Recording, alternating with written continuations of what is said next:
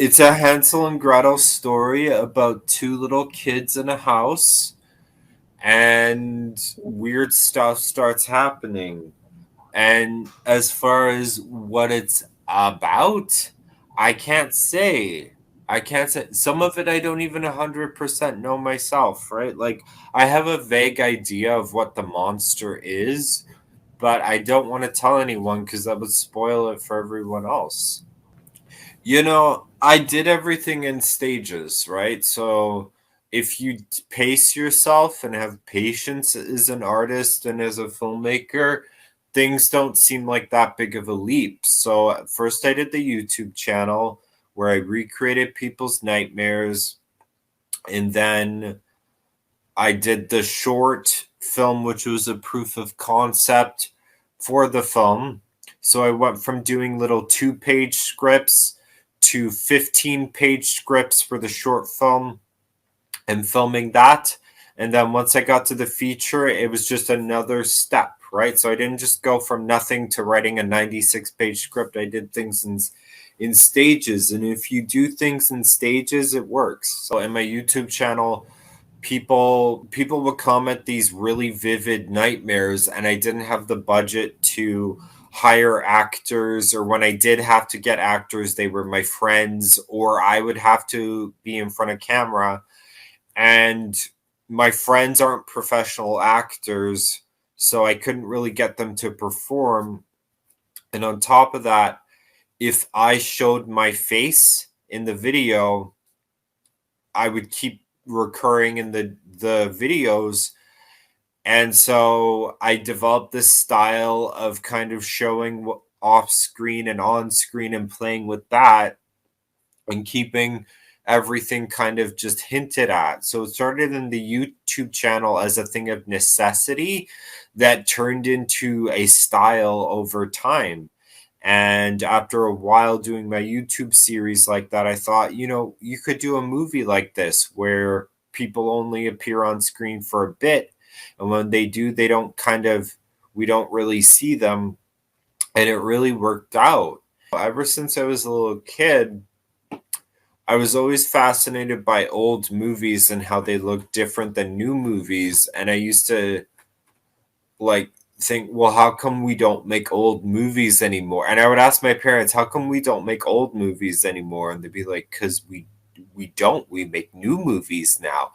And they didn't understand what I was saying. And really what I was trying to say is, how come we don't make movies that look, sound, and feel like old movies anymore? And then a while back, I thought, I'd seen other filmmakers kind of do it with stuff like Ty West's House of the Devil or Grindhouse, or kind of homages. And I decided, I don't want to do an homage. I just want to make old movies now. And so I started developing the style on my YouTube channel of doing that lo-fi, grainy aesthetic, which other people have been doing too, right? Like, I think other people have been leaning into this idea too. And I don't think it's any coincidence either that this happened at a interesting time in film history where technology has gotten so good and so cheap that we can film almost anything in high definition 4K clear sound for next to nothing. And we're also in this weird time of a generation who has the access to every movie ever made in every language since the dawn of cinema at their fingertips. So we can watch movies from any era like that. And I think it's a confluence of those two things, of a whole generation getting into old movies, wanting to recreate them. 4K high definition, that's great. I love a good, beautiful modern movie as much as everyone else, Sure. but we should be able to make a movie look like how we want it to make and not just what people will think. And a lot of this is down to what people think people want to see. Like, I spoke with someone who was involved with the movie Antrim. Yeah, it was this movie done kind of similar to Skinamarink from a few years ago, done in the style of the 1970s. But Wow. it's still quite clear and quite clean. The audio sounds crisp, like a modern movie. and there's a little bit of grain and a little bit of color degradation, but not that much. And I asked him, one of the producers on it, so why didn't you go full bore? Why didn't you make it super grainy and make the audio sound like it was actually from the 70s? And he said, well, we were selling it to foreign markets and I didn't think they would like it. And I thought, like, why don't you, why not? Like, why do you think someone in Japan or Mexico or Brazil wouldn't like that, but you would? He had a very weird view on things.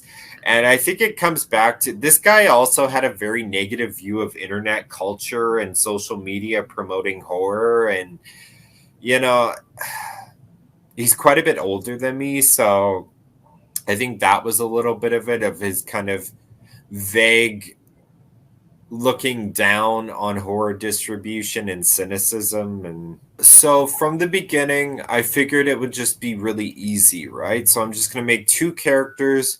One will be based on me when I was 4 years old, and the other one will be based on my sister when she was 6 years old. And then I don't have to try that hard, right? So I won't have to think of how I'm going to develop the characters because I already know these characters. And then the mom and dad aren't quite based on my parents. They're more kind of just a vague idea of what parents were, right? So, but that kind of worked too. And I just made it in my house because that was available. And I thought that would work too because if I'm doing a movie in a house, I don't have to work around the bend of the layout of everything, or going upstairs or going into the basement. That's already there. So I don't have to plan too much. And then I can lean into the emotions and feelings of the characters. And it's been interesting too.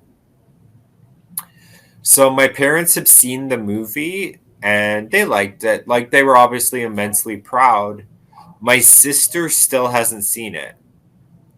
Wow. And I even sent her my Shutter subscription, and she's busy, right?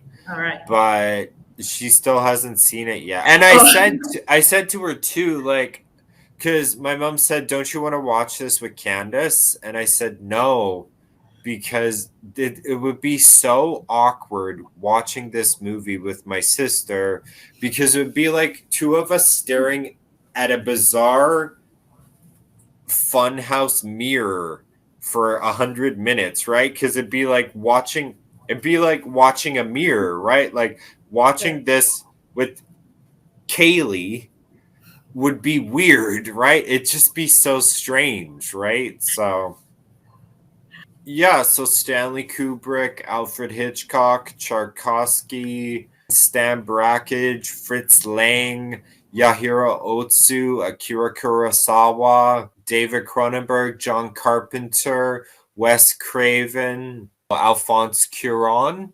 Hello, Mexico. I can't wait for you to lose sleep and watch the nightmare that is Skinamarink, only in theaters through Tulip Pictures.